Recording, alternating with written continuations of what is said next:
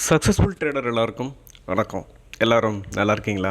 நல்லா இருக்கீங்கன்னு நம்புகிறேன். ஸோ இந்த வீடியோவில் நம்ம ஐடி ஸ்டாக், அதுவும் ஐடி ஸ்டாக்கில் லார்ஜ் கேப் ஸ்டாக்கை நம்ம பார்க்க போகிறோம். ஸோ லார்ஜ் கேப் ஸ்டாக்குன்னு பார்க்கும்போது அந்த ஃபஸ்ட்டு அந்த மார்க்கெட் லீடர் அப்படின்னு சொல்லுவோம் இல்லையா? ஸோ ஒவ்வொரு செக்டாருக்கும் ஸோ அந்த மாதிரி மார்க்கெட் லீடரில் இந்த ஸ்டாக்கும் one of the stock. So இந்த ஸ்டாக்கை நம்ம என்ன பண்ண போகிறோம்னா ஒரு ஷார்ட் டேர்முக்கு நம்ம என்ன பண்ண போகிறோம் கன்சிடர் பண்ணலாம். ஸோ இது ஒரு நல்ல சப்போர்ட்டில் இப்போது ட்ரேட் ஆகிட்டுருக்கு. ஸோ அது மட்டும் இல்லாமல் இந்த ஸ்டாக்கோட லார்ஜ் கேப் அப்படின்றதுனால போய் நம்ம வாங்கிட முடியாது. ஸோ அதோடய வேல்யூஷன் நல்லா இருக்கணும். அப்படி வேல்யூஷனும் நல்லா இருக்கிற பட்சத்தில் நல்ல ஒரு டெக்னிக்கல் லெவல்ஸும் நல்லா இருக்கணும்.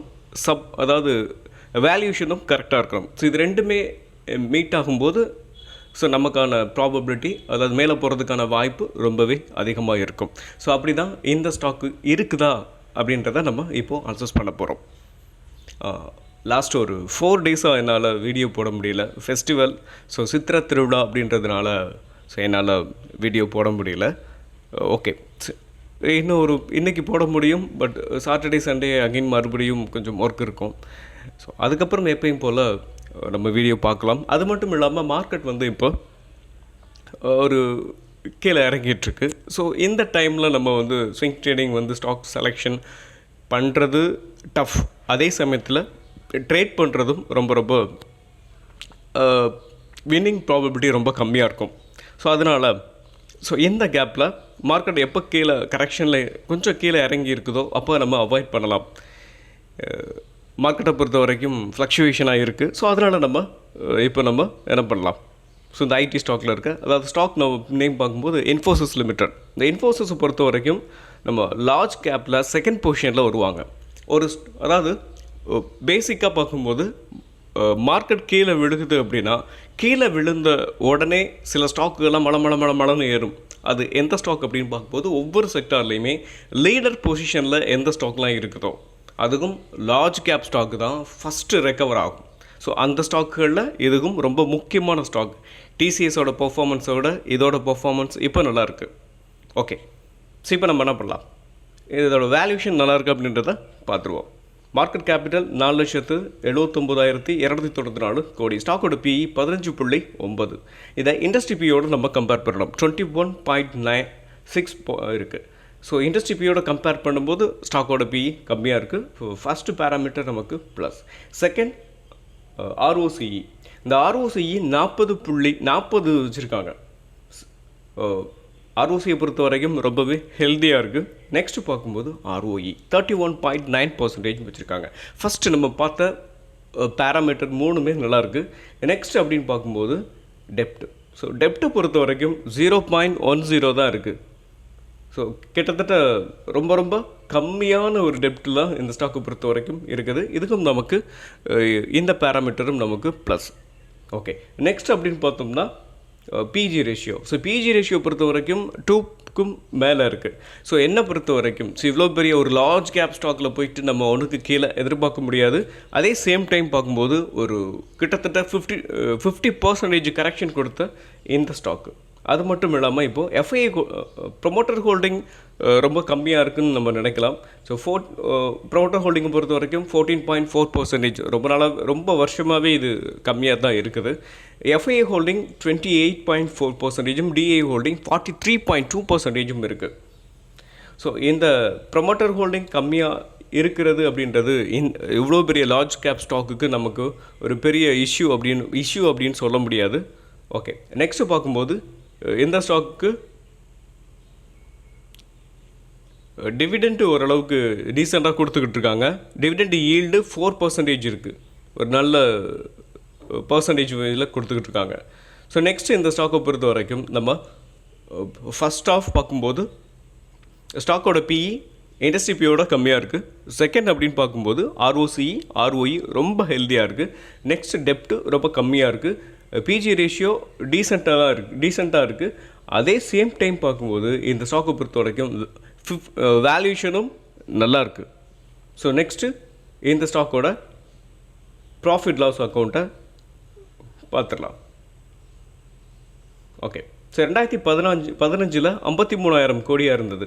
அடுத்து 62, 68, 70, 82, 90, 1,00,000 கோடி, 1,21,000, 1,46,000, 1,53,000, 1,62,000, இப்போ பார்த்தீங்கன்னா 1,78,000. ஸோ லாஸ்ட்டு 2015 இவங்களோட ரெவென்யூ வந்து குறையவே இல்லை. So year on year increase ஆகிட்டே தான் போயிட்டுருக்கு. நெக்ஸ்ட் அப்படின்னு பார்க்கும்போது இவங்களோட ஆப்ரேட்டிங் ப்ராஃபிட் மார்ஜின் பாருங்களேன். ஆப்ரேட்டிங் ப்ராஃபிட் மார்ஜின் பிகினிங் ஸ்டேஜில் இருந்தே, அதாவது 2015 இருந்தே 28 அப்படியே 27, 24, இது அப்படியே இப்போ பார்க்கும்போது 24 என்ன ஆகிட்டுருக்கு. ஸோ உங்களுக்கு ட்ரேட் ஆகிட்டுருக்கு. ஸோ ஆப்ரேட்டிங் ப்ராஃபிட் மார்ஜின் சூப்பராக இருக்குது. நெக்ஸ்ட் அப்படின்னு பார்க்கும்போது இவங்களோட எந்த அளவுக்கு இவங்க ஒரு கம்பெனியை பொறுத்த வரைக்கும் எவ்வளோ ரெவென்யூ பண்ணுறாங்க அப்படின்றது எவ்வளோ முக்கியமோ, அந்த ரெவென்யூலேருந்து அவங்க ப்ராஃபிட் எவ்வளோ கன்வெர்ட் பண்ணுறாங்க அப்படின்றது ரொம்ப ரொம்ப இம்பார்ட்டன்ட். ஸோ அப்படி இவங்க நெட் ப்ராஃபிட் எவ்வளவு எடுத்துருக்காங்க அப்படின்றதையும் நம்ம பார்க்கலாம். இயர் ஆன் இயர் ப்ராஃபிட் வந்து இன்க்ரீஸ் ஆகிட்டே இருந்திருக்குதா அப்படின்றதையும் இப்போ நம்ம பார்க்கலாம். ஸோ நெட் ப்ராஃபிட்டை பொறுத்த வரைக்கும் 12,372 கோடியிலிருந்து அப்படியே உங்களுக்கு இயர் ஆன் இயர் இன்க்ரீஸ் ஆகிட்டே தான் போய்ட்டுருக்கு. 13, 14, 16. ஸோ இந்த ஜோனில் கொஞ்சம் குறைஞ்சிருக்கு. இது கொரோனாவாக இருக்கலாம், 2021 இருக்கலாம், 15, 16, அப்புறம் 19, இப்போ 22, 24, இப்போ ரீசெண்டாக பார்க்கும்போது 26,750 கோடி. ஸோ ஒரு சூப்பரான ஒரு ப்ராஃபிட்டை வந்து இயர் ஆன் இயர் இவங்க வந்து எடுத்துக்கிட்டு வர்றாங்க. ஸோ ரெவென்யூவும் இயர் ஆன் இயர் வந்து உங்களுக்கு இன்க்ரீஸ் ஆகிட்டே தான் போயிட்டுருக்கு. ஓகே, நெக்ஸ்ட்டு இவங்க ப்ரீவியஸ் ரெக்கார்ட் எந்த அளவுக்கு இருக்குது அப்படின்றத இப்போ நம்ம பர்சன்டேஜ் வைஸாக பார்க்கலாம். ஸோ இவங்களோட சேல்ஸ் க்ரோத் எவ்வளோ இருக்குது, காம்பவுண்டட் ப்ராஃபிட் க்ரோத் எவ்வளோ இருக்குது, ரிட்டர்ன் ஆன் ஈக்விட்டி எவ்வளோ இன்க்ரீஸ் ஆகுமா அப்படின்றத, இல்லை இதுக்கு முன்னாடி எப்படி இருந்திருக்கு அப்படின்றத இதை நம்ம பார்க்கலாம். ஸோ இது ஏன் நம்ம பார்க்கணும் அப்படின்னு பார்க்கும்போது, லார்ஜ் கேப் ஸ்டாக்காகவே இருந்தாலும் இவங்களோட இதுக்கு முன்னாடி எப்படி பெர்ஃபார்ம் பண்ணாங்க அப்படின்றத நம்ம தெரிஞ்சுக்கிட்டோம் அப்படின்னா நெக்ஸ்ட் இவங்க எப்படி பெர்ஃபார்ம் பண்ணுவாங்க அப்படின்றத நம்மளால் ஓரளவுக்கு ஐடென்டிஃபை பண்ண முடியும் இல்லையா. So compounded sales growth last 10 இயர்ஸில் 11%, 5 இயர்ஸில் 12%, லாஸ்ட் 3 இயர்ஸ் 7%. லாஸ்ட் 3 இயர்ஸாகவே உங்களுக்கு ஐடி ஸ்டாக்லாம் பெரிய லெவலில் பெர்ஃபார்ம் பண்ணலை. ஸோ இது பல காரணங்கள் இருக்குது. ஏஐ சொன்னாங்க. அதுக்கு அப்புறம் ஆமாம், இப்படி யூஎஸில் வந்து உங்களுக்கு டேக்ஸை வந்து இன்க்ரீஸ் பண்ணாங்க. எப்படி பல ரீசன்ஸ் வந்து இருக்குது இந்த செக்டாருக்கு. ஸோ இந்த ரீசனால் இவங்களோட ரெவென்யூலாம் கொஞ்சம் குறைஞ்சிது. ஸோ இந்த டைமில் 7% இருக்குது. ஓகே, இப்போது லாஸ்ட் 10 இயர்ஸ் 8%, அதாவது காம்பவுண்டட் ப்ராஃபிட் ப்ராஃபிட் எந்த அளவுக்கு க்ரோத் ஆகிருக்கு அப்படின்றத இவங்க பார்த்துருக்காங்க, அதாவது கொடுத்துருக்காங்க. லாஸ்ட் 10 இயர்ஸில் 8%, லாஸ்ட் 5 இயர்ஸ் 9%, லாஸ்ட் 3 இயர்ஸில் 8%. ஸோ இவங்களோட ப்ராஃபிட் வந்து பெரிய அளவில் டிக்ளைன் ஆகலை. ஸோ இவ்வளோ ஒரு இஷ்யூ இருந்தும் கூட. Next stock price CAGR. So compounded annual growth rate 10 இயர்ஸில் 7%, அதுக்கப்புறம் பார்க்கும்போது -3%, -3%ல் இருக்குது. Next return on equity. So return on ஈக்விட்டியை பொறுத்த வரைக்கும், அதாவது இந்த கம்பெனியில் இன்வெஸ்ட்மெண்ட் பண்ணவங்களுக்கு ரிட்டர்ன்ஸ் வந்து இந்த ஸ்டாக் வந்து எவ்வளவு கொடுத்துருக்கோம் அப்படின்றத சொல்கிறாங்க. அதாவது லாஸ்ட் 10 இயர்ஸில் 28% கொடுத்துருக்கோம், லாஸ்ட் 5 இயர்ஸில் 31% கொடுத்துருக்கு, லாஸ்ட்டு 3 இயர்ஸில் 31%. ரிட்டர்ன் ஆன் ஈக்விட்டி இந்த கம்பெனியை பொறுத்த வரைக்கும் சூப்பராக இருக்குது. 31% ஒரு நல்ல பர்சன்டேஜ் தான். ஓகே, இப்போது நெக்ஸ்ட் வந்து இந்த கம்பெனியோட டெக்னிக்கல் எப்படி இருக்குது, அதாவது எந்த ஜோனில் நம்ம வந்து அக்குமுலேட் பண்ணலாம், இப்போ அக்குமுலேட் பண்ணால் கரெக்டாக இருக்குமா அப்படின்றத இப்போ நம்ம பார்த்துருவோம். ஓகே, ஸோ நான் இன்ஃபியோட டெக்னிக்கல் சார்ட் வந்து வச்சுருக்கேன். ஸோ அதாவது ஆமாம், மந்த்லி சார்ட் வச்சுருக்கேன். ஸோ இந்த ரொம்ப ரொம்ப இம்பார்ட்டண்டான நம்ம ரெகுலராக பார்த்துக்கிட்ருக்கோம். ஸோ இந்த ஸ்டாக்கை பொறுத்த வரைக்கும், ஸோ இந்த ட்ரெண்ட் லைனை நீங்கள் கவனிச்சிங்கன்னா தெரியும். ஸோ 2012 இந்த ஸ்டாக்கு இந்த ட்ரெண்ட் லைன் வந்து பாஸ் ஆகிட்டுருக்கு. இது வரைக்கும் இந்த ட்ரெண்ட் லைனை இந்த ஸ்டாக் பிரேக் பண்ணவே இல்லை. ஏன்னா அவ்வளோ இம்பார்ட்டண்டான இந்த ப்ரைமரி ட்ரெண்ட் லைனை பொறுத்த வரைக்கும் நீங்கள் பார்த்தீங்களா. ஸோ ஒவ்வொரு தடவையும் இந்த ஸ்டாக்கை வந்து எப்போல்லாம் அப்சைடில் போயிட்டு ஒரு நல்ல ஃபால் கொடுக்குதோ அப்போல்லாம் இந்த ட்ரெண்ட் லைனில் வந்து சப்போர்ட் எடுத்துகிட்டு தான் இந்த ஸ்டாக் வந்து மேலே போயிருக்கு. இந்த ஸ்டாக்குன்னு இல்லை, ஒவ்வொரு ஸ்டாக்குக்கும் ரொம்ப ரொம்ப இம்பார்ட்டண்டான ஒரு முக்கியமான ப்ரைஸ் ஆக்ஷனை பொறுத்த வரைக்கும் இந்த ப்ரைமரி ட்ரெண்ட் ரொம்ப ரொம்ப இம்பார்ட்டன்ட். ஸோ அப்படி பார்க்கும்போது இது பிகினிங் ஸ்டேஜில் இருக்கவங்களுக்கு இங்கே பாருங்கள், இங்கே இருந்து ஆரம்பிச்சுன்னு வைங்க. நான் மந்த்லி சார்ட் வச்சுருக்கேன், அதில் ரொம்ப ஷார்ட்டாக தெரியும். 2012 ஒரு சூப்பரான ஒரு ரேலியை போஸ்ட் பண்ணிவிட்டு அதுக்கப்புறம் டவுன்ஃபால். ஸோ இங்கேருந்து இந்த ட்ரெண்ட் லைனை ஹிட் பண்ணிவிட்டு மேலே போயிருக்கான். அகெயின் மறுபடியும் ஒரு அப்சைடு, அதுக்கப்புறம் ஒரு சின்ன ரீடெஸ்ட்டும் கூட இந்த ட்ரெண்ட் லைனை உடச்சி கீழே க்ளோஸ் வரல. அகெயின் மறுபடியும் என்னாச்சு, ஒரு சூப்பரான ஒரு ரேலி.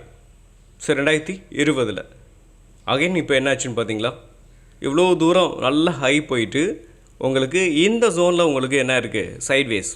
ஸோ அகெயின் மறுபடியும் இப்போ பார்த்தீங்கன்னா என்னாச்சு, இதே ட்ரெண்ட் லைனை வந்து ஹிட் பண்ணிவிட்டு இப்போ என்ன இருக்குன்னு பார்க்கும்போது ஒரு ரெக்கவர் ஆகிறதுக்கான சான்சஸ் இருக்குது. மந்த்லியில் பார்க்கும்போது உங்களுக்கு வந்து ரெக்கவர் ஆன மாதிரி தெரியாது.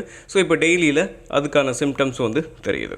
ஓகே, ஸோ இந்த ட்ரெண்ட் லைன் ரொம்ப ரொம்ப இம்பார்ட்டன்ட். அது மட்டும் இல்லாமல் நம்ம எந்த ஜோனில் இந்த ஸ்டாக்கில் அக்குமுலேட் பண்ணலாம். ஸோ இந்த மாதிரியான நல்ல விலை குறைந்த ஸ்டாக்குகளை நம்ம வாங்கும்போது பிகினர் வந்து கொஞ்சம் கவனிங்க. உங்களோட இந்த ஸ்டாக்கில் நீங்கள் ஒரு 10,000 இன்வெஸ்ட்மெண்ட் பண்ண போகிறீங்கன்னு வச்சுங்களேன். ஸோ 3ஆக பிரிச்சுக்கோங்க. ஃபஸ்ட்டு 3ஆன்றதை பார்க்கும்போது ஒரு 10,000 ஒரு 3,000க்கு மட்டும் ஃபஸ்ட்டு நீங்கள் இந்த ஜோனில் அக்குமுலேட் பண்ணலாம். நெக்ஸ்ட்டு வந்து ஒரு சைட்வேஸ் போயிட்டு இருக்கும்போது அது தெரியும். ஸோ எப்போ நம்ம பிரேக் அவுட் ஆக போகுதுன்றது, ஒரு வேளை சைட்வேஸ் இல்லாமல் இதையும் உடச்சி கீழே வந்துச்சு அப்படின்னா அங்கே கொஞ்சம் அக்குமுலேட் பண்ணலாம். இல்லை சைட்வேஸ் போணுச்சுன்னா அப்போ கொஞ்சம் அக்குமுலேட் பண்ணலாம். அதுக்கப்புறம் அடுத்த ஸ்டேஜ் வந்து ஒன்று உடச்சிச்சுன்னா அகைன் மறுபடியும். ஸோ ஏன்னா பிரேக் அவுட்டில் ஒரு ஸ்டாக்கை வாங்குறதுக்கும் நல்ல விலை குறைஞ்சப்போ ஒரு ஸ்டாக்கை வாங்குறதுக்கும் நிறைய வித்தியாசம் இருக்குது. ஸோ கையில் நம்மக்கிட்ட பணம் இருந்துச்சுன்னா மட்டும்தான் அதாவது நம்ம வாங்கின ப்ரைஸ்லேருந்து அந்த ஸ்டாக்கு இன்னும் கீழே இறங்கி வரும்போது அங்கே நம்ம வாங்கிறதுக்கான வாய்ப்பாக பார்க்கலாம். அப்படி இல்லைன்னா நமக்கு என்ன ஆகும், வருத்தமாக இருக்கும்.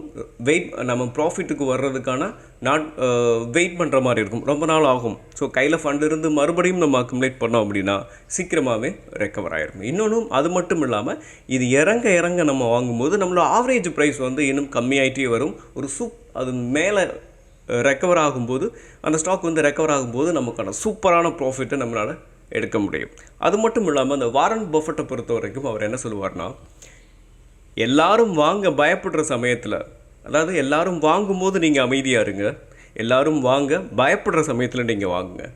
அதுக்கு எல்லா ஸ்டாக்குக்கும் இந்த வார்த்தை வந்து பொருந்தாது.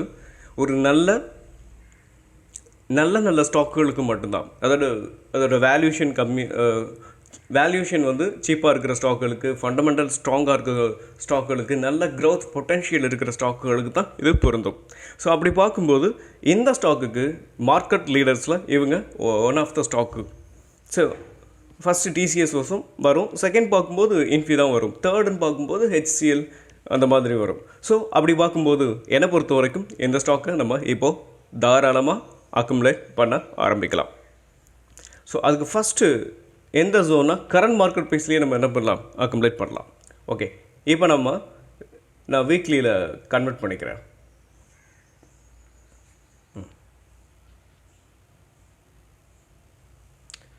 இந்த ட்ரெண்ட் லைனை ஹிட் பண்ண உடனே இங்கே பார்த்தீங்களா ஒரு புல்லிஷ் கேண்டில் பிரிண்ட் ஆகிருக்கு. ஸ்மால் புல்லிஷ் கேண்டிலாகவே இருந்தாலும் இங்கே இருந்து ஸ்டாக் மேலே போகிறதுக்கான வாய்ப்புகள் ரொம்ப ரொம்ப அதிகம்.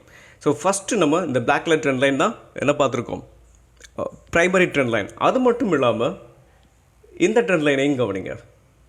ஸோ இந்த ட்ரெண்ட் லைனோட சப்போர்ட்டும் இங்கே தான் மீட் ஆகுது, ப்ரைமரி ட்ரெண்ட் லைனோட சப்போர்ட்டும் இங்கே தான் மீட் ஆகுது. ரெண்டும் மீட் ஆகுற இந்த ஜோனில் என்னை பொறுத்த வரைக்கும் இங்கேருந்து இந்த ஸ்டாக் மேலே தான் போகும், கீழே இறங்குறதுக்கான வாய்ப்புகள் ரொம்ப ரொம்ப கம்மி. ஓகே, ஃபஸ்ட் ஆஃப் அதாவது என்னை பொறுத்த வரைக்கும் இங்கே இந்த ஸ்டாக்குக்கு 50% நம்ம என்ன பண்ணலாம், இந்த ஜோனில் அக்குமுலேட் பண்ணலாம். ஏன்னா அந்தளவுக்கு ஒர்த்தான ஒரு ஒரு நல்ல ஸ்ட்ராங்கான சப்போர்ட், அதனால் சொல்கிறேன். ஸோ மற்ற ஸ்டாக்குக்கு நான் 30% தான் சொல்லுவேன். பட் இந்த ஸ்டாக் என்னை பொறுத்த வரைக்கும் இந்த ப்ரைஸில் 50% வந்து நம்ம அக்குமுலேட் பண்ணலாம். ஸோ இங்கேருந்து இந்த ஸ்டாக் ஒரு மேலே போணுச்சுன்னு வைங்களேன். ஸோ 2000 வரைக்கும் இதோட ஆல் டைம் ஹை இருக்குது. ஸோ இப்போ ட்ரேட் ஆகிட்டுருக்குது 1100 ஒரு நிமிஷம். ஸோ கிட்டத்தட்ட பார்க்கும்போது ஒரு 95% வந்து நமக்கு ரிட்டர்ன்ஸ் வந்து கிடைக்கிறதுக்கான சான்சஸ் நிறையவே இருக்குது.